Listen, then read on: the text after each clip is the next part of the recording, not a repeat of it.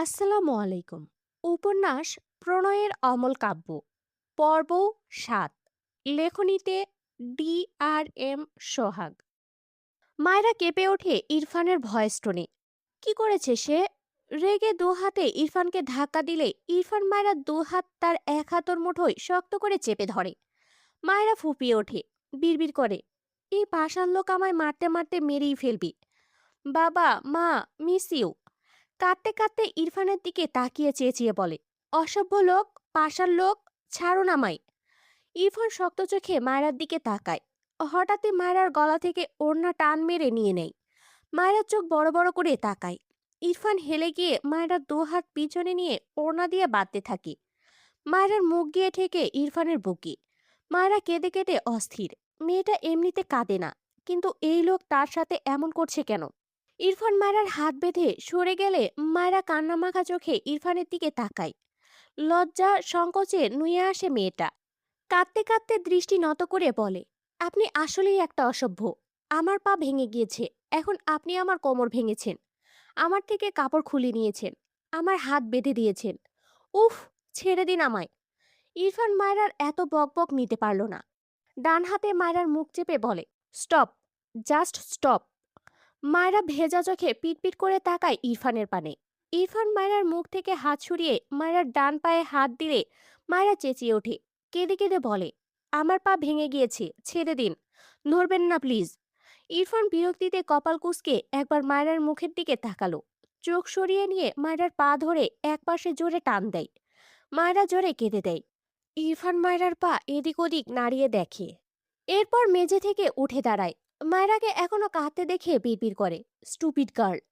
মায়রা মাথা তুলে বলে, আমার হাত খুলে দিন, খারাপ লোক।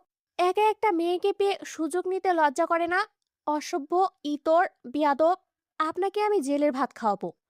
ভদ্র বাবার অসভ্য পোলা একটা। ইরফান রেগে এক টান দিয়ে মায়রাকে দাঁড় করায়। দাঁতে দাঁত চেপে বলে, স্টুপিড গার্ল, স্টপ, নয়তো এই দুই গাল আস্ত থাকবে না। মায়রা রেগে আরো জোরে চেঁচিয়ে বলে, করব না, আমার মুখ আমি বলবো। অসভ্য ছেলে, অসভ্য লোক, শুধু মেয়েদের ছোঁয়ার বাহানা খোঁজে। আমার ইজ্জতের ফালুদা করে দিল। আর বলতে পারে না। বাম গালে একটা শক্তপোক্ত থাপ্পড় পড়ে। মায়েরা ডান দিকে হেলে যায়। কাঁদতে কাঁদতে বলে, ও আল্লাহ, আমার জীবনটা দুদিনে থাপ্পড়ময় হয়ে গেল এই পাষাণ লোকের জন্য। মেয়েটার মুখ বন্ধ হয় না, কাঁদে, তবুও কথা বলতেই থাকে। ইরফান তীব্র বিরক্তিতে টেবিলের ডয়ার থেকে কষ্টে এনে মায়রাকে টেনে মায়রার মুখে লাগিয়ে দেয়। মায়রা চোখ বড় বড় করে তাকায়। ইরফান তার কাজ শেষ করে চোখ বুজে দীর্ঘশ্বাস ফেলে এগিয়ে গিয়ে দরজা লক করে দেয়। এরপর গায়ের টি শার্ট খুলে ছুঁড়ে ফেলে ওয়াশরুমে চলে যায়। মায়রা ইরফানের যাওয়ার দিকে তাকিয়ে করে। অসহায় চোখে একবার নিজের দিকে তাকায়, আরেকবার বন্ধ দরজার দিকে। এগিয়ে এসে বিছানার ওপর বসলে কেমন দেবে যায়। মায়েরা ভয় পেয়ে দ্রুত দাঁড়িয়ে যায়। ভ্রু কুঁচকে তাকায়, এই বিছানা এমন নরম কেন? অদ্ভুত। হঠাৎই ডান পা তুলে এদিক ওদিক নাড়ায়। এই পায়ে তো ব্যথা পেয়েছিল, এখন ব্যথা লাগছে না কেন? ইরফান পা জোরে টান দিল। এরপরই তো দাঁড়িয়ে আর কোনো প্রবলেম হলো না। মায়েরার মনে পড়ে, কাঁটা দিয়ে কাঁটা তুলতে হয়। মায়েরা বাধা মুখে মনে মনে ভিড়ভিড় করে, ব্যথা দিয়ে ব্যথা সারিয়েছে এই অসভ্য লোকটা। ঘরের চারপাশে তাকায়, ঘরের সবগুলো পর্দা টানা। হালকা দিনের আলো ঘরে এসেছে। মায়ের কেমন দম বন্ধ লাগলো। এমনিতেই মেয়েটা গ্রামে বড় হয়েছে, এখানে এসে সবগুলো জানালা খুলে দিয়ে রাখে, তবুও বন্ধ লাগে। আর এই ঘরে সব জানালা দরজা লাগানো। মায়েরা বাধা মুখেই বিড়বিড় করে, এই প্রতিবন্ধী পরিবেশে থেকে থেকেই এই লোক অটিস্টিক হয়ে গিয়েছে, মাথায় গন্ডগোল হয়েছে। পেছনে ওর ওড়না দিয়ে হাত বাঁধা। বেশ অনেক সময় নিয়ে হাতের বাঁধন খোলার চেষ্টা করলো, হাঁপিয়ে গিয়েছে। ধীরে ধীরে ওড়না ঢিল হয়ে আসে। মায়েরা বুঝতে পারে ওড়নার গিট খুলতে পারবে। মনে মনে খুশি হয়। দুহাত মুচড়ামুচড়ি করতে করতে কিছুক্ষণের মাঝেই ওড়না খুলে মেঝেতে পড়ে যায়। মায়েরা খুশিতে ছোটখাটো একটা লাফ দেয়। দ্রুত মুখ থেকে কস্টেপ খুলে ছুঁড়ে ফেলে। এর মাঝে ওয়াশরুমের দরজা খোলার শব্দ পেয়ে দৌড় লাগায় দরজার দিকে। এই রুম থেকে বের হতে পারলেই বাঁচে যেন। কিন্তু দুঃখের বিষয়, দরজা তো খুলতে পারছে না। ওয়াশরুম থেকে ইরফান বেরিয়ে আসে। শাওয়ার নিয়ে বেরিয়েছে ইরফান, পরনে তোয়ালা জড়ানো, উদাম শরীর। মায়রাকে দরজার কাছে দাঁড়িয়ে থাকতে দেখে ভ্রু কুঁচকালো। মায়রা দরজা খোলায় ব্যর্থ হয়ে পিছন ফিরে তাকালে চোখ বড় বড় হয়ে যায়। চিল্লিয়ে বলে ওঠে, আস্তাক ফিরুল্লাহ, আপনার মতো অসভ্য মানুষ আমি দুটো দেখিনি।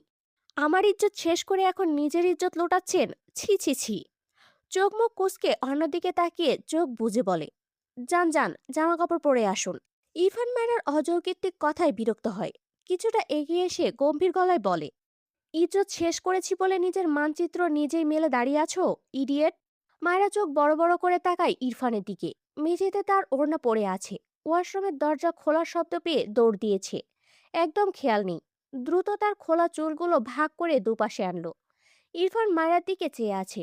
মায়েরা এদিক ওদিক তাকায়। মেয়েটা জীবনে এমন পরিস্থিতিতে এর আগে পড়েনি। এভাবে তো বাইরে যাওয়া যাবে না। মাথা তুলে একবার ইরফানের দিকে তাকালে দেখলো ইরফান তার দিকে চেয়ে আছে। চোখ নামিয়ে তার ওড়নার দিকে তাকায়। মায়েরার এবার লজ্জায় কান্না পাচ্ছে। তার সব শেষ করে দিল এই বেয়াদব লোকটা। এলোমেলো দৃষ্টিতে এগিয়ে গিয়ে মেঝেতে পড়ে থাকা ওড়না কুড়িয়ে নিজেকে ঢেকে নেয়।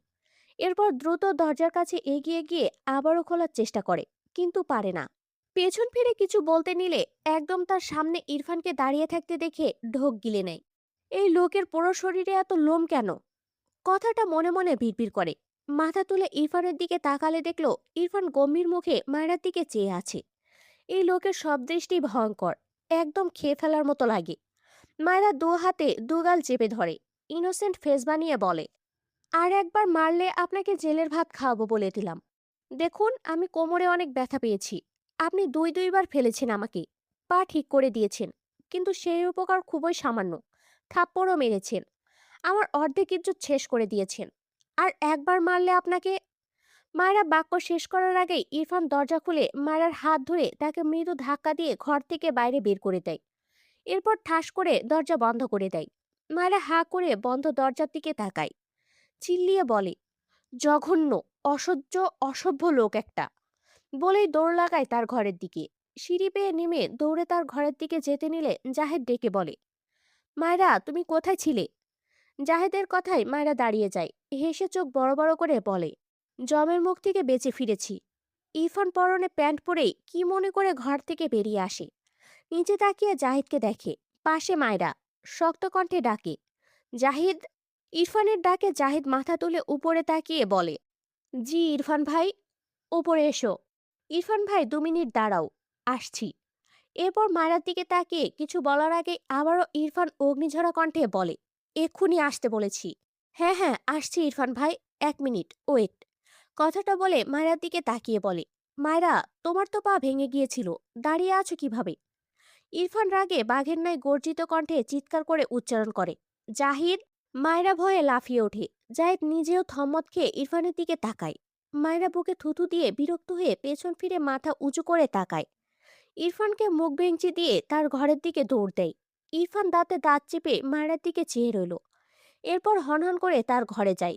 জাহিদ হতাশার নিঃশ্বাস ফেলে উপরে উঠে আসে। ইরফান ভাই কিছু বলবে? ইরফান বেলকনির দরজার সামনে উল্টো ফিরে দাঁড়িয়ে আছে। জাহিদের কথায় পেছন ফিরে তাকায়। জাহিদ ইরফানের দৃষ্টি দেখে ভাবল, সে কি কিছু করেছে? আবার ভাবল, না, তাদের এই ভাই তো এমনই, নতুন করে আর কি হবে। ইরফান এগিয়ে গিয়ে কাভার থেকে তার সবগুলো শার্ট প্যান্ট বের করে বিছানার উপর ছুঁড়ে ফেলে। জাহেদ ভ্রু কুঁচকে চেয়ে আছে। ইরফানের সব কাপড় ছুঁড়ে ফেলা হলে জাহেদের দিকে এগিয়ে এসে শক্ত কণ্ঠে বলে, এগুলো নিয়ে যাও। জাহিদ অবাক হয়ে বলে, কোথায়? আয়রন করাতে। জাহিদ বিছানা পড়ে থাকা শার্ট প্যান্টের দিকে তাকালো। সব নতুন লাগছে। একদম সুন্দরভাবে আয়রন করে রাখা। ইরফানের দিকে তাকিয়ে বলল, কিন্তু এগুলো তো সব আয়রন করা ইরফান ভাই। ইরফান গম্ভীর গলায় বলে, সেকেন্ড টাইম আয়রন করাবো, নিয়ে যাও। জাহিদ মাথা চুলকালো। ইরফান তীক্ষ্ণ চোখে চেয়ে বলে, রহমত কাকা বা রিতাকে দেবে না, তুমি করিয়ে আনবে। সব শার্ট প্যান্ট আয়রন করানো শেষ হলে তবেই বাড়ি ফিরবে। জাহিদ অসহায় চোখে বিছানায় পড়ে থাকা কাপড়গুলোর দিকে তাকালো। আবার ইরফানের দিকে চেয়ে বলল, এতগুলো কাপড় আয়রন করতে তো অনেক টাইম লাগবে। সারাদিনও শেষ হবে না ইরফান ভাই। ইরফান নিজের গায়ে একটা ব্ল্যাক শার্ট জড়িয়ে বোতাম লাগাতে লাগাতে গম্ভীর গলায় বলে, নিয়ে যাও। জাহিদ অসহায় কণ্ঠে বলল, মায়রাকে নিয়ে ঘুরতে যেতাম। ও খুব মিশুক আর ভীষণ ভালো। ঘুরতে নিয়ে গেলে খুব খুশি হবে। তুমি রহমত চাচাকে দিয়ে করিয়ে নাও না ইরফান ভাই। ইরফান দ্বিতীয় বোতামটা লাগিয়ে জাহিদের দিকে শক্ত চোখে তাকায়। জাহিদ ইরফানের দৃষ্টি দেখে ঢোকিলে। মায়রাকে তো দেখতেই পারে না ইরফান ভাই। সে তার সাথে ঘুরতে যাওয়ার কথা ভুল করে বলে ফেলেছে। Mistake mistake. তখন মায়রার সাথে কথা বলেছিল বলে হয়তো রেগে গিয়েছে। মেয়েটা কত ভালো। ইরফান যে কেন দেখতে পারে না মেয়েটাকে বুঝে পায় না জাহিদ। অতপর মেকি হেসে বলে, না না, আমি আয়রন করাতে পারবো। যাচ্ছি যাচ্ছি, ঘুরতে যাব না, মজা করলাম আর কি। ইরফান দু হাতের শার্টের হাতা কোণই পর্যন্ত গুটিয়ে হাতঘড়ি পড়তে পড়তে ঘর থেকে বেরিয়ে গেল। জাহিদকে এখনো দাঁড়িয়ে থাকতে দেখে পিছন ফিরেই বলল, কি হলো, এসো। জাহিদ এগিয়ে গিয়ে সব শার্ট প্যান্ট দু হাতের সাহায্যে নিয়ে বাইরে বেরিয়ে এলো। খালার বাড়িতে বেড়াতে এসে খালাতো ভাইয়ের কাজ করতেই দিন চলে যাবে। আগে জানলে একটা ট্যুর দিত, এখানে না এসে। ভেবেছিল নতুন ভাবিকে দেখবে, কত মজা করবে, কিন্তু কিছুই তো হচ্ছে না। উল্টো তাকে কাজের মাসি হতে হচ্ছে। ইরফান গটগট পায়ে এগিয়ে যায়। জাহারা আর তার মা ইরফানের একটা ঘর পরেই থাকছে। জাহারা ঘর থেকে বেরিয়ে তার ভাই জাহিদকে এতগুলো কাপড় নিয়ে যেতে দেখে এগিয়ে এসে বলে, ভাইয়া কোথায় যাও? আর এসব কার শার্ট প্যান্ট? চুরি টুরি করলে নাকি? পিছন ফিরে জাহিদ কাপড়ের আড়ালে কটমট দৃষ্টিতে ছোট বোনের দিকে তাকায়। পিছন দিকে তাকালে দেখে ইরফান অনেকটাই এগিয়ে গিয়েছে। জাহিদ দ্রুত হাতের সব কাপড় জাহারার গায়ের উপর দিয়ে বলে, তোকে দিয়ে দিলাম, তোর জামাইকে গিফট করে দিস। এই বলে দৌড়ে তার মায়ের ঘরে যায়। জাহারা তবদা খেয়ে চেয়ে রইল। ভাবনার মাঝে ইরফানের কণ্ঠ পায়, তুই এগুলো নিয়েছিস কেন? জাহিদ কোথায়? জাহারা ইরফানের গম্ভীর মুখের দিকে চেয়ে বলে, মনে হয় আম্মুর ঘরে গিয়েছে। ইরফান সামনে তাকালে দেখল জাহিদ তার খালামণির ঘরে ঢুকছে। ইরফান দ্রুত পায়ে এগিয়ে যায়। জাহিদ দরজা থেকে ভেতরে দু পা এগিয়েছে। তখনই ইরফান পিছন থেকে জাহিদের শার্টের কলার টেনে বলে, এক কথা বারবার রিপিট করতে আমার ভালো লাগে না। জাহিদ কাঁদো কাঁদো মুখ করে পিছন ফিরে তাকালো। অতপর বলল, ইরফান ভাই আমার নাম্বার ওয়ান পেয়েছে। ইরফান তীক্ষ্ণ চোখে জাহিদের দিকে কিছুক্ষণ তাকিয়ে থাকে। হাত ঘড়িতে একবার সময় দেখে বলে, ফার্স্ট যাও, আমি ওয়েট করছি। জাহেদ ভ্রু কুঁচকে বলল, তুমি যাবে? তাহলে আমাকে কেন নিচ্ছ? তুমিই যাও। ইরফান বিরক্তিতে চোখ মুখ কুঁচকে জাহিদের কলার ধরে টেনে বাইরে আনে। পিছন থেকে ইরফানের খালা ডেকে বলে, কোথায় যাচ্ছ ইরফান বাবা? জাহিদ কোথায় যাও? ইরফান যেতে যেতে উত্তর দেয়, ভার্সিটি যাচ্ছি খালামণি, জাহিদকে লাগবে আমার। ইরফান জাহিদের কলার ছেড়ে যেতে যেতে গম্ভীর গলায় বলে, জাহিদ, জাহারার থেকে সবগুলো প্যান্ট শার্ট নিয়ে বাইরে এসো ফাস্ট। জাহিদ বিরক্ত হলো, কিন্তু কিছু বলল না। ইরফান তার চেয়ে বড়, ছেলেটা হাসি খুশি হলে তাও কিছু বলা যেত। যা মুড এই ছেলের, থাক, সে না হয় একদিন বড় ভাইয়ের কাজ করে দিই। অতপর জাহারার থেকে কাপড়গুলো নিয়ে এগিয়ে যায়। ইরফান নিচে নেমে বাইরে যেতে নিলে তার মায়ের ডাকে থেমে যায়। ইরফান খেয়ে যাও। ইরফান গম্ভীর গলায় বলল, বাইরে খেয়ে নিব আম্মু। ইনায়াকে কলেজে নামিয়ে দিয়ে যাও তাহলে। ইরফান একবার হাত ঘুরিয়ে দেখল। অতপর বলে, দ্রুত আসতে বলো, আমার লেট হয়েছে। এরপর বাইরে বেরিয়ে যায়। পিছন পিছন জাহিদও বেরিয়ে যায়। রোমানি আজ দীর্ঘশ্বাস ফেললেন। জাহিদকে দিয়ে কাজ করাচ্ছে কেন বুঝল না। কিছু বললও না, বলে লাভ নেই জানে। তিনি ইনায়াকে রেডি হতে বললেন। মায়েরা তখন থেকে এসে ইনায়ার সাথে কথা বলছে। আপু, তোমার ভাইয়া আমাকে আবার মেরেছে। ইনায়া মন খারাপ করে বলল, আসলে ভাইয়া একটুতেই রেগে যায়। তুমি আর ভাইয়ার সামনে যেও না, কেমন? মায়েরা মৃদু রেগে বলল, আরে আপু, আমি তোমার ভাইয়ার সামনে যাইনি। ওই লোকটাই আমাকে ফেলে দিয়েছে। আমার ইজ্জতের ফালুদা বানিয়েছে। তারপর আবার কোলে তুলে ছুঁড়ে ফেলেছে। কোমরে এখনো একটু একটু ব্যথা আছে, বুঝলে? ইনায়া অদ্ভুতভাবে মায়েরার দিকে চেয়ে আছে। মায়েরা সব কথা তার মাথার উপর দিয়ে গেল। সে তো ঘুমাচ্ছিল। এর মাঝে কি যে করেছে এই মেয়ে। মায়েরা হেসে বলল, আচ্ছা এসব বাদ দাও। তোমার ভাই তো মানুষ নয়, এত ভাবার দরকার নেই তার কথা। আপু শোনো, আমাকে তোমার কলেজে নিয়ে যাবা? আমি ঘুরে ঘুরে দেখব। ইনায়া অবাক হয়ে বলল, আমি তো কলেজে গিয়ে ক্লাস করব, তুমি কি করবে? আমি খোলা জায়গায় ঘুরবো, তোমার ছুটি হলে আবার একসাথে আসবো। প্লিজ আপু, যাই তোমার সাথে। ইনায়া মায়রার দিকে তাকিয়ে হেসে বলল, ওকে। মায়রা খুশি হয়ে বিছানা থেকে নেমে দাঁড়ালো। কোমরে এক হাত বুলালো। ইনায়া বলল, বেশি ব্যথা পেয়েছো? মায়রা হেসে বলল, না না আপু, ঠিক হয়ে যাবে। এটা বলে গায়ে বোরখা জড়ালো। একদম রেডি হয়ে এসে বলল, আপু, আমার মাথায় একটা আইডিয়া এসেছে। আমার মনে হয় তোমার ভাইয়ার মাথায় গন্ডগোল আছে। আসলে পাগলকে পাগল বললে তারা রেগে যায়, বুঝলে? তোমার আম্মু মানে আমার শাশুড়ি মাও রেগে যায়। তাই বলছি, আমি আর তুমি দুজন মিলে তোমার ভাইয়ের জন্য ভালো হওয়ার ওষুধ কিনে এনে পানির সাথে গুলিয়ে খাওয়াবো তোমার ভাইকে। এখন কেমন জঙ্গলিদের মতো বিহেভ করে, দেখতেও জঙ্গলিদের মতোই লাগে। চুলগুলো কেমন ইয়া বড় বড়, ভালো হয়ে গেলে সব ঠিক হয়ে যাবে। চুলগুলো কেটে নিলে একদম হিরোদের মতো লাগবে। এখন ভিলেনই নায়ক লাগে, বুঝলে? কথাগুলো এক নিঃশ্বাসে বলে হেসে পড়ল। কেমন লাগলো আইডিয়াটা? ইনায়া চোখ বড় বড় করে তাকায় মায়েরার দিকে। লাস্ট কথায় না চাইতেও হেসে ফেলে। পিছন থেকে ইরফানের গম্ভীর কণ্ঠ ভেসে আসে, ইনায়া। মায়েরা বিরক্ত হয়ে দরজার দিকে তাকিয়ে আবারও ইনায়ের দিকে তাকিয়ে বলে, আপু, তোমার ভাই নিজে তো পাগল, আমিও পাগল হয়ে যাচ্ছি তার মার খেয়ে খেয়ে, ছোঁয়াচে রোগের মতো। তোমার ভাই এখানে নেই, তবুও আমি দেখতে পাচ্ছি। এগুলো পাগল হওয়ার লক্ষণ। তার চেয়ে চলো দ্রুত তোমার ভাইকে সুস্থ করে দেওয়ার ঔষধ আনি, তাহলে আমিও আর পুরোপুরি পাগল হব না। ইনায়া ঢোক গিলে পেছন ফিরে তার ভাইয়ের দিকে তাকালো। ইরফান চোখ মুখ শক্ত করে মায়েরার দিকে চেয়ে আছে। মায়েরা আবারও কিছু বলতে নিলে ইনায়া মায়েরার মুখ চেপে বলে, মায়েরা, এটা সত্যি সত্যি ভাইয়া, তুমি পাগল হওনি, প্লিজ চুপ করো। মায়েরা চোখ বড় বড় করে দরজার দিকে তাকায়, চোখ জুড়ে ভীতি। মুখ থেকে ইনায়ার হাত ছড়িয়ে বারবার জিভ দিয়ে ঠোঁট ভিজায়। আজ সে শেষ। ইরফান রেগে ঘরের ভিতরে প্রবেশ করে চিৎকার করে বলে ওঠে, হাউ ডিয়ার ইউ! মায়েরা ভয়ে লাফিয়ে ওঠে।